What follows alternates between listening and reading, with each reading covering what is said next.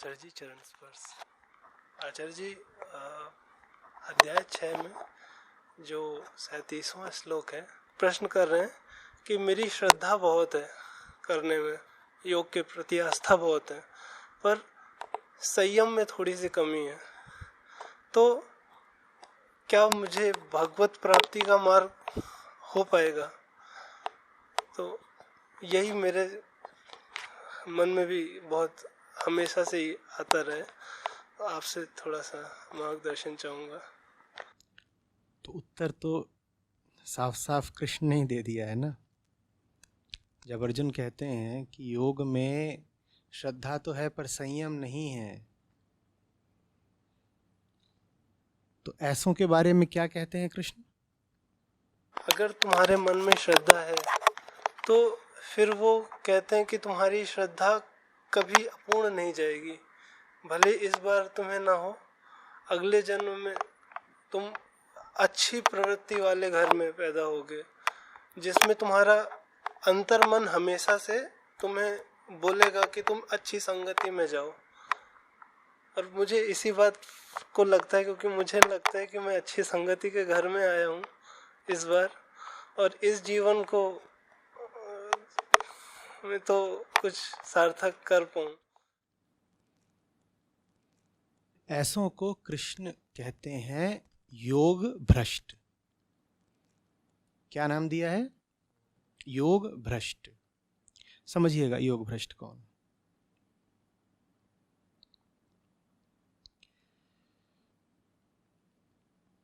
योग की राह दुष्कर है।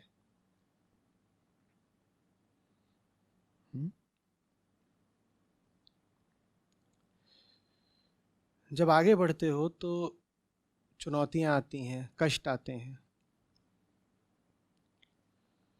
पर आगे तुम बढ़ ही क्यों रहे हो? आगे बढ़ इसलिए रहे हो क्योंकि जिस बिंदु पर तुम पहले थे ठहरे हुए, वहां अतिशय कष्ट था।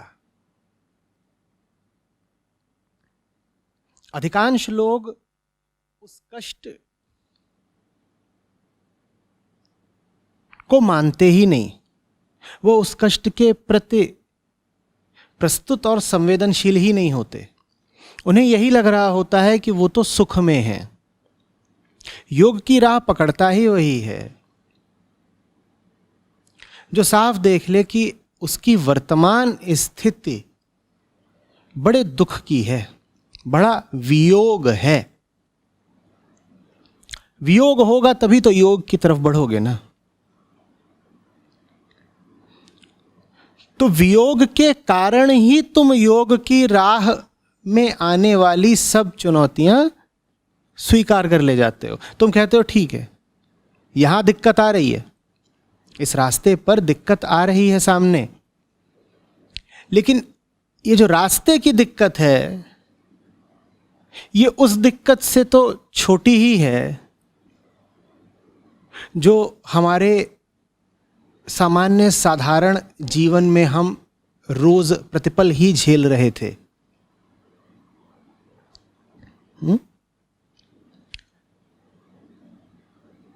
तो योगी आगे बढ़ता जाता है, आगे बढ़ता जाता है, आगे बढ़ता जाता है, तो उसकी पूर्व अवस्था के दुख उसको प्रतीत होने लगता है कि कम हो रहे हैं। उसको दिखाई देने लगता है कि उसके बंधन शिथिल पड़ रहे हैं।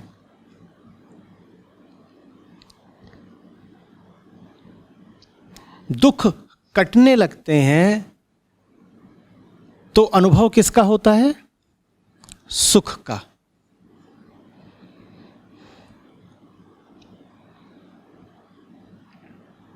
ये योग का समझ लो अंतरिम फल है, राह का फल है। ये फल मंजिल आने से पहले ही, गंतव्य से पूर्व ही मिल जाता है। तुम चले हो हिमालय के शिखर की ओर। ये फल है जो तुम्हें राह में ही मिल गया, और ये फल बड़ा सुखप्रद है। तुम बहुत भूखे थे, तभी तो तुमने यात्रा शुरू करी थी, और रास्ते में ही क्या मिल गया? फल। तो बड़ा लोभ उठता है कि राह में ही क्यों न रुक जाओ। जब राह में ही इतना सुंदर फल मिल गया तो आगे जाने की जरूरत क्या? व्यक्ति अपनी तुलना अपनी पूर्ववर्ती स्थिति से करता है, कहता है हम पहले जैसे थे उससे तो बहुत अच्छी हालत में आ गए ना।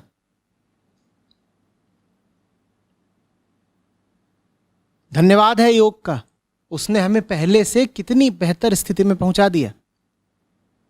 किस योग की बात कर रहे हैं अभी यहां पर कृष्ण? निष्काम कर्म की, कर्म योग की बात कर रहे हैं। कृष्ण जब भी कहें योग तो समझ लेना। अर्जुन से बलपूर्वक श्री कृष्ण कर्मयोग की ही संस्तुति करते हैं। तो पथिक को रास्ते में रुकने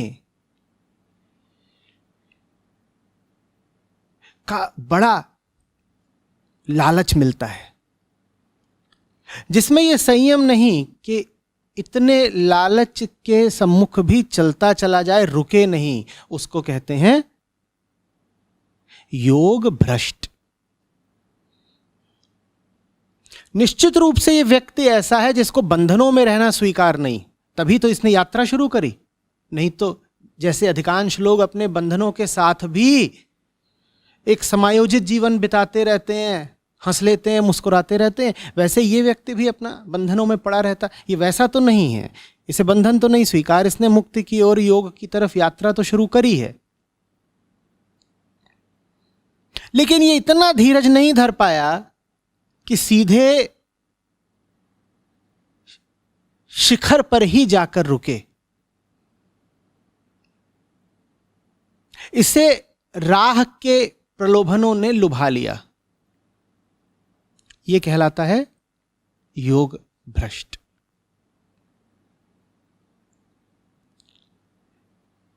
इसी बात को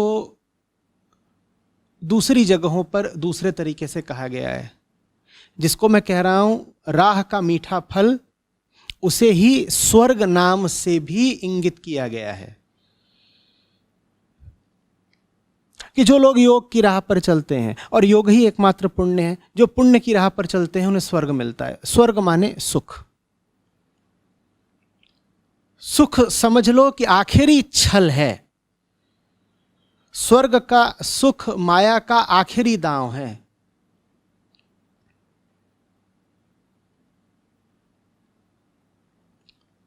श्री कृष्ण कहते हैं कि जो निष्काम कर्म करते हैं अर्जुन, उन्हें सीधे मेरी प्राप्ति होती है, और जो सकाम कर्म सकाम भक्ति करते हैं उन्हें भी अपने इष्ट देवी देवताओं द्वारा प्रदत्त फल की प्राप्ति तो हो ही जाती है। कुछ तो उन्हें मिला ही, पर उन्हें शिखर नहीं मिला। उन्हें वो जो ऊंची से ऊंची और आखिरी वस्तु मिल सकती थी वो नहीं मिली। वो स्वर्ग पर ही अटक गए। उन्हें देवी देवता मिल गए, स्वर्ग का सुख मिल गया, पर अंतिम विलय नहीं मिला। स्वर्ग में भी तुम तो मौजूद हो ना, तुम मिट नहीं पाए पूरे तरीके से। जो उत्कृष्टतम स्थिति है वो नहीं पाए, तुम वंचित रह गए, अंतिम आनंद से विमुख ही रह गए। स्वर्ग में भी तुम्हारा अस्तित्व तो बचा रह गया ना। हां, बड़ा सुखपूर्ण अस्तित्व है, पर अस्तित्व तो अभी है, तो आखिरी बंधन तो काट नहीं पाए, हस्ती तो तुम्हारी पूरी तरह मिटी नहीं। स्वर्ग का सुख भोगने के लालच में बचे ही रह गए तुम। राह का फल तुम्हें इतना लुभा गया कि तुम उस शिखर तक पहुंचे ही नहीं जहां तुम विलुप्त हो जाते, योग हो जाता जहां पर। ऐसे को कहते हैं योग भ्रष्ट। योग भ्रष्ट की स्थिति के बारे में क्या बताते हैं कृष्ण? कहते हैं खूब सुख भोगता है, खूब सुख भोगता है, सुखी सुख पाता है,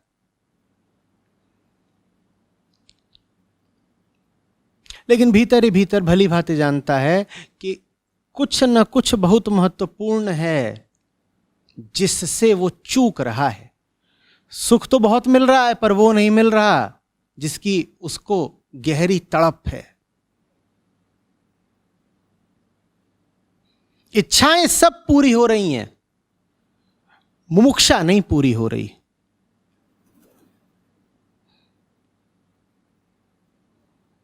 गतियां सब मिल रही हैं, परम गति नहीं मिल रही। और जब इस योग भ्रष्ट व्यक्ति को यह दिख जाता है कि ऊंचे से ऊंचा सुख भी अंतिम योग के आनंद के समतुल्य नहीं है, तब ये फिर और संकल्प के साथ सब फलों इत्यादि को त्याग कर योग की अंतिम गति की ओर बढ़ता है। लेकिन समय गवा के, अवसर गवा के,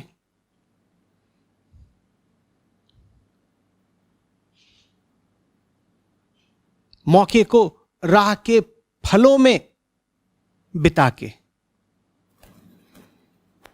जैसे कोई पथिक चला हो, प्रेमवश कहीं पहुंचने के लिए, कोई है जो बहुत महत्वपूर्ण है, जिससे मिलना अति आवश्यक है, और वो रास्ते में अटक कहां गया? मीठे फलों के बाग में। फल तो मीठे मिल जाएंगे उसे, पर थोड़ी ही देर में पछताएगा बहुत कि जिससे मिलने को चले थे उससे मिलने का मौका चूक गए। सुख भी बहुत बड़ी बाधा है, सुख से बचना। यही बात कल कह रहा था।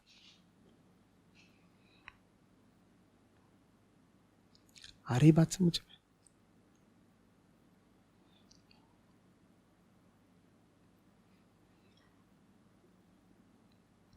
दुख ने नहीं बांध रखा हमें। दुख तो मुक्तिदाता है। जब तुम्हें दुख होता है तब तुम अपनी वर्तमान स्थिति को बदलने के लिए उद्यत हो जाते हो ना। कहते हो ना कि बड़ा दुख लग रहा है, बड़ी पीड़ा है, बड़ी कचोट है, कुछ करना है, तब तुम बल लगाते हो, बेड़ियां तोड़ना चाहते हो। जब सुख मिल जाता है तब सब ठीक है, जैसा चल रहा है यही बढ़िया। तो माया को जब योगी को तोड़ना होता है और वो पाती है कि दुख तो काम आ ही नहीं रहा, योगी दुख की चुनौती का सामना करे ले रहा है, तब माया दुख का प्रयोग नहीं करती, तब माया प्रयोग करती है सुख का। जब तुम्हें दुख नहीं डिगा पाएगा तब माया तुम्हें सुख देगी।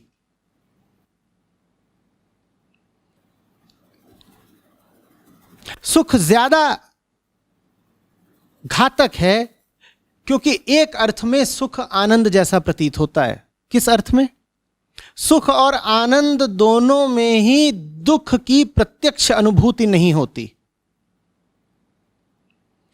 सुख में भी दुख का अनुभव नहीं होता, आनंद में भी दुख का अनुभव नहीं होता, तो व्यक्ति को कई बार भ्रम हो जाता है कि सुख ही आनंद है, जबकि सुख आनंद नहीं है। आनंद तब जब तुम सुख और दुख दोनों ही अनुभूतियों के पार निकल जाओ, दोनों ही अनुभूतियों को महत्व देना छोड़ दो। दुख काम नहीं आया तो माया सुख का अस्त्र चलाती है। तुम्हें भ्रम हो जाता है कि तुम जिस आनंद शिखर की ओर जा रहे थे वो रास्ते में ही मिल गया। तुम कहते हो देखो ना, ऐसा मीठा फल मिला है, दुख सब चले गए, जरूर यही आनंद है। वो आनंद नहीं है, वो मात्र सुख है। स्वर्गतुल्य सुख है, पर है सुख ही, मंजिल अभी नहीं मिली है।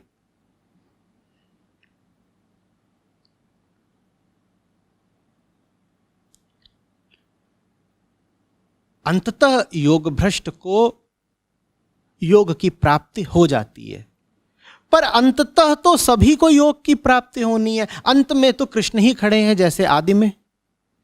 तो अंततः क्या होगा तुम इसकी बात नहीं करो, यह बात करना जीव को शोभा नहीं देता। समय के अंत में तो सभी मुक्त हो जाएंगे। अंत तो सभी का एक ही है, क्या? मुक्ति। तो अंत में मुक्ति मिल जाएगी, यह बात कोई दिलासा की नहीं है। तुम तो जीव हो, तुम्हें तो यह देखना है कि तुम्हारे पास ये जो जीवन है तुम इसी में कैसे मुक्ति पा सकते हो। तुम्हें यह नहीं देखना है कि अंततः क्या होगा, क्योंकि जो अंततः की बात करने लगेंगे वो अपने वर्तमान कर्म से और कर्तव्य से मुंह चुराने लगेंगे। वो कहेंगे देखो जल्दी क्या है, आखिरकार तो सबको योगारूढ़ हो ही जाना है, नियति तो सबकी एक ही है ना, आखिरी क्या? मुक्ति। तो जल्दी क्या है? लाखों जन्म पड़े हुए हैं अभी, जल्दी क्या है? इस जन्म में तो चलो इंद्रिय सुख भोगते हैं खूब, आगे कभी ना कभी तो मुक्ति मिल ही जाएगी, वो बात तो पूर्व निर्धारित है, बिल्कुल तय है। तो जल्दी क्या है? तो अंततः की बात कभी मत करना। तुम्हें जल्दी होनी चाहिए।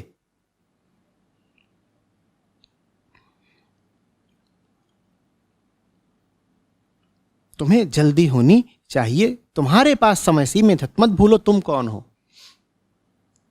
तुम जीव हो, तुम जीव भाव में जीते हो, इसलिए तुम जीव हो। आत्मा होके तो जी ही नहीं रहे ना तुम। आत्मा अमर होगी, जीव का समय तो सीमित है ना। तो तुम्हें समय की परवाह करनी है। तुम्हें समय फलों का रस लेते हुए नहीं बिता देना है। तुम्हें तो लगातार बिना रुके बिना डिगे शिखर की ओर ही बढ़ते जाना है। समय बहुत कीमती है।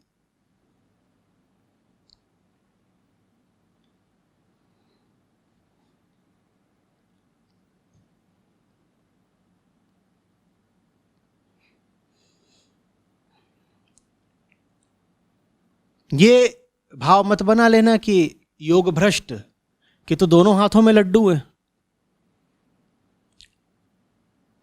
स्वर्ग का सुख भी मिला, मीठा फल भी मिला और अंततः फिर मुक्ति भी मिल गई। नहीं नहीं नहीं, ये जो रास्ते का उसने फल चखा, इसकी उसने बड़ी भारी कीमत चुकाई। क्या कीमत चुकाई? बहुत समय गंवाया। तुम्हारे पास और है क्या जीवन में समय रूपी अवसर के सिवा? उसको ही अगर तुमने गंवा दिया तो कौन सी बुद्धिमानी?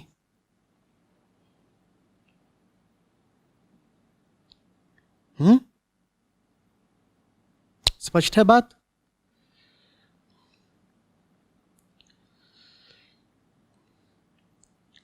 नरक से निकल करके कहीं स्वर्ग में मत रुक जाना।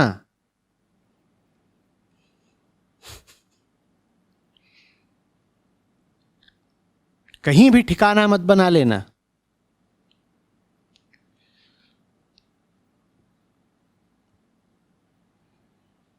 और नरक में दुख बहुत है, बाहर निकलोगे तो अपेक्षतया सुख तो अनुभव होगा ही। वो सुख भी बड़ी चाल है, बड़ा घातक है, बचना है।